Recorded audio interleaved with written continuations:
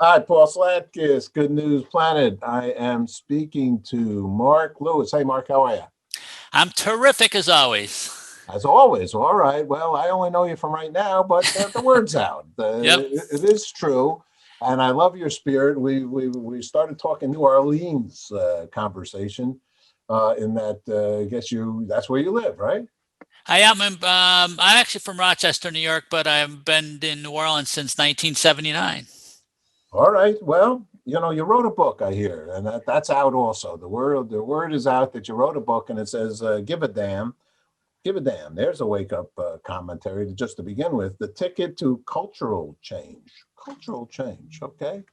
I just was on an advertising club, ad club, yeah, big ticket item conversation with the head of GM nationwide, and talking about big tickets, talking about this kind of time that we're living under, pandemic time, how people are buying things, how people are doing things.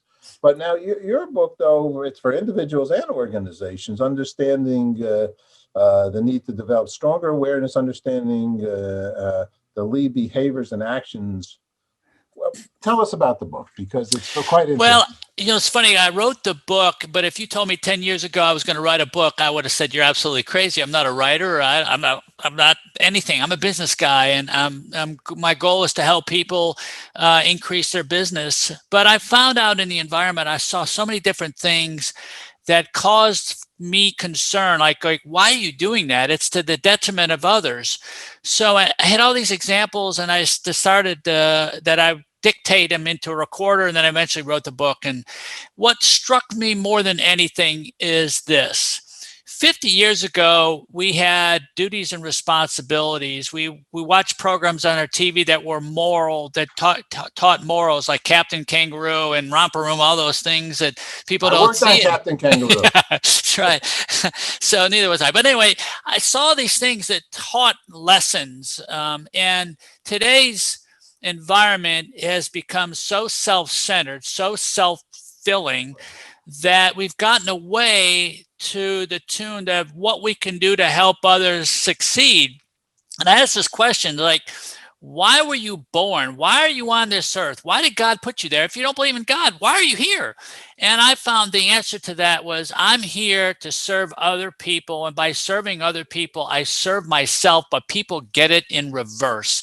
And that's what caused me to write the book, because the more we can do for others, the more we get in return, but people don't view it that way. We're the good news broadcast. That's our whole shtick, as they say. That's our whole show is about people doing good in the world and being there for others. Yeah, and what struck me in all my research and doing these things with the book, what I found and what I came across is this: when people do things for other people, it makes you feel good. And it kind of relieves stress. And what's the biggest havoc on a human body is stress. So, how can we get around stress? It's by doing good things. And there's studies out there that when you volunteer to do things, when you help other people, when you smile, when you have this positive attitude, it makes other people feel good and it's less stressful. So we've gotten away from that, and it's all about me. We've become a me society. What can I do for me? That's not the way it should work. It should be, what can I do for you to help you lead a better life? And that's what's really been eye-opening for me, to try to change people's mindset to be positive and think about what they can do for others. The greatest salespeople take that approach. Tell me what you need. Let me see if I can help you. Fulfill it. Dale Yeah. Carnegie, the master of it all. Yep. Uh, that's the thing. I see you went to Jesuit. I went to Fairfield University.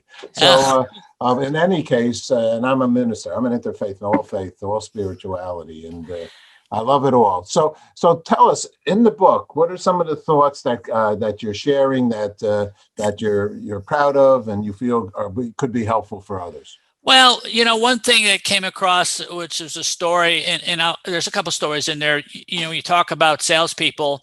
I worked for IBM for a number of years. IBM came out with a product, and the product wasn't robust enough to be able to do some computing, and they fixed that.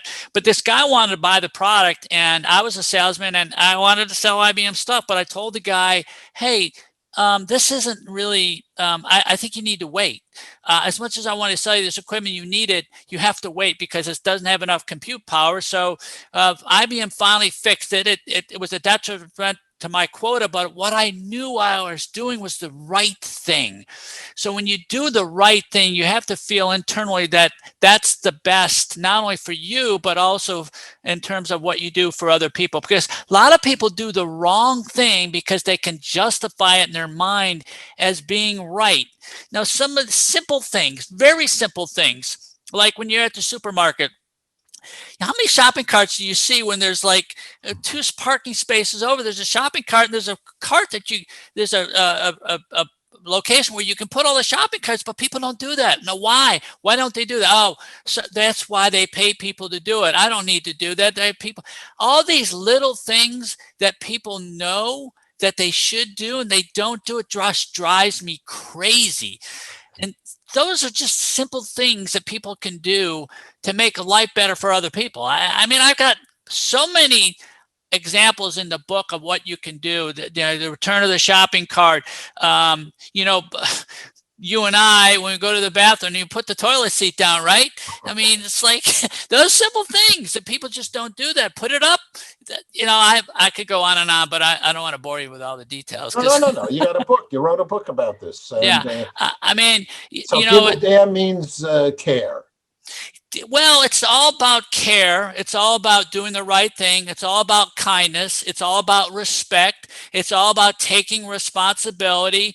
Those are all those kind of specific words that give the dividend philosophy. Like a lot of times people will wad up a piece of paper and they'll try to throw it in a wastebasket and miss, but they won't go back and pick it up. It's outside, trash accumulates. Going down the road, people throw garbage out of their window when they're going down the highway. Would you do the same thing if you're eating in your living room and you have all this garbage? Would you just throw it out there and leave it in the middle of the living room? No.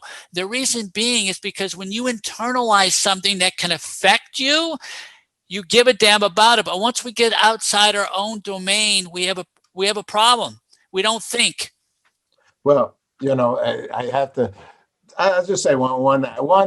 Most of the world thinks, and most in my mind. All right, so I'm giving you the Paul Slackus Good News broadcast because I'm the Good News broadcaster for 23 years. Yep. I'm stressed. Here's my story. Hear this one. I'm stressed because there's so much good news, and there's so many wonderful people doing wonderful things that would in no way not pick up the paper or put the cart back in the right place. Right. Because if not, I always say we wouldn't be here. We would have caused so much disturbance. We would have blown ourselves up over all these years of humanity. So the good news is the frustration, though, I agree with you, is not always. When you see things like that, you wonder why. Why is it this way? And not, being more considerate. You're absolutely right. You bring up a great point. What we see today is what we don't see in what you're doing that makes such a big difference. And it's the good news. We need these positive stories, but what do you see in the media? Everything's negative. We need these kind of things. Imagine putting out a newspaper that only did positive stories versus all the negative stories that are in there. That might be a great idea for somebody to do. I'm doing it. I know you are. You're the one doing it, but we need more of you. No, a lot of people are doing it. I'll tell you one thing about good news. When you I get a lot of my stories out of general market media. I'm a former CBS, PBS guy, so I've been in the networks and in network news. It's there. You got to look for it harder. That's the whole thing. They have their own thing. They have their own responsibility. In a half an hour, it is more important to know that there's a rapist on the corner. I think it's so. But, it would be much more kinder. It's just like you're watching Jeopardy. Alex Trebek passed away, right? Yeah. And his producer on the show, this is his producer's, I guess, decision of what to say while he is the guest host. He said, Alex used to always talk about a kinder, more gentler world. How wonderful will it be? And, and that's really a good commentary to Yep. keep throwing, because as you're saying, the more positive, the more humanitarian outreach you do, good corporate social responsibility, blah, blah, blah, blah. That they talked a lot on that with GM and Nationwide. And these corporations do a ton of it. It's just that if they do one bad thing, they hit the cover. I mean, I know these companies because I know that story, and I do tons of interviews, but that one question, it's like life. Something about humanity, somehow we gravitate. What's your opinion? I'm going to ask you. To sometimes bad news. Well, no, we gravitate to sensationalism more than, and bad news is sensationalism. Well, it's like that wow factor. How many wow factors do you have that are negative versus positive? It's overwhelming with negative, and we seem to migrate that as a society to that negative factor, and it affects us morally in some cases, and that's what we're teaching our kids. Like, what I want to do, I have 3 additional books I want to write. It's called Give a Hoot, and it's for kindergarten through 4th, 5th through 9th, 9th through 12th, and then you give a damn, which is the graduate. But we need to help educate our youngsters at a very early age about good news, positivity, kindness, and respect. They're not getting it as much as we got it when we were growing up, because we had all these programs that taught more of it. So when you get away from these things, people migrate, and that's what the problem is. So I want to help educate the younger kids these days to give a hoot, to have the good news, to be positive, to be respectful. Those things are really important at a younger age, because a lot of people aren't at home like we used to. My mom and dad were at home, or my mom was. They don't have that guidance like we used to have. I once interviewed Florence Henderson, the Brady Bunch, I okay? love her. And she talked about that specific reality of the family dinner that, everybody, this is some years ago. Everybody's coming in, they got the little phone going on, they got the phone calls going on. She said, we all need to sit down and have, that used to be the opportunity in a good family to say, you know what, somebody punched me at school. There was a bully that punched me at school, so we have, I agree, our lifestyle. If we can take out of this past year, though, this has been an opportunity, a sad scenario, but this past year gave us an opportunity, and you hear from so many people. You hear from Jim Gaffigan, the comedian on CBS Sunday Morning, one of my favorite shows, how it's given him time with his 5 kids.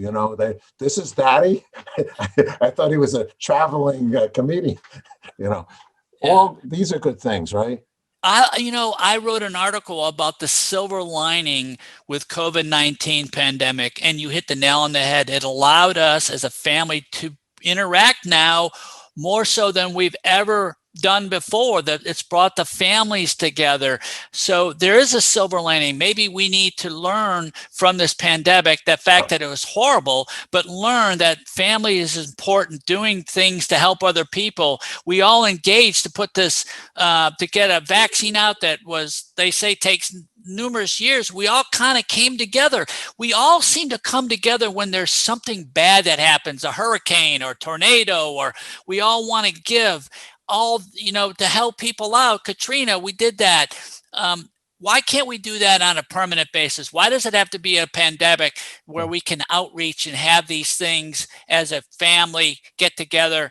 I want to see more of that without having some detrimental effect that causes us to make that happen. Mark, I love your energy on this. It's marvelous. It's wonderful. I'll just throw in again. It's a lot out there. Yeah, you're right. I sit in the seat I that hears totally it, agree. that is at home for that story. So in my own little way. So it's a beautiful thing. And we did the first Katrina benefit with the Salvation Army, actually, here in New York, and did a concert on the pier down on 23rd Street in the same way. And then the people did come out, and people, It's a beautiful world. I agree with you. We need more promotion of how wonderful the world is and the people of the world are. You are spot on, and you are absolutely right. And that's the reason I wrote the book, Give a Damn, The Ticket to Cultural Change. By focusing on giving a damn of what we can do for others, it changes culture down a road that's more positive. We have to get down that road. And that's why I wrote the book. I'm right with you, 1,000%. I And that's know. what you and I are both trying to do to help this become a better world. It's a great world. We can make it better. There's always bad apples that cause it to make us maybe look at a different way. But I'm 100% behind you. I know that. You have a website? What's your website? Yeah, it's called giveadamnbook.com. I have I've written several articles about what it means to give a damn. I have a blog there. You can order the book there. It's actually on Audible. So there's, several things. If you take a look at that, you go to giveadamnbook.com. That's where you can find a lot of information about me and the book itself. What's the good news for you? The good news is that you are doing a great job in helping promote what I'm trying to do and working together. That to me is very positive. It makes me feel good about what you're doing, and I appreciate that. So that's my good news, is that you're doing the great news that needs to be done throughout this country and throughout the world. And my good news is that I'm able to do what I do. We say it right here. Your good news is my good news. So that's what it's really all about. We're all in it together, and let's have a good time. We're flying away, and here's from the moon, outer space. That's good. Mother. Yep, because this is what you do. You give a damn, and that's what's so important about that. So I appreciate that. I love it. All right. Thank you so much. Thanks, Mark. Thank you. Appreciate your support.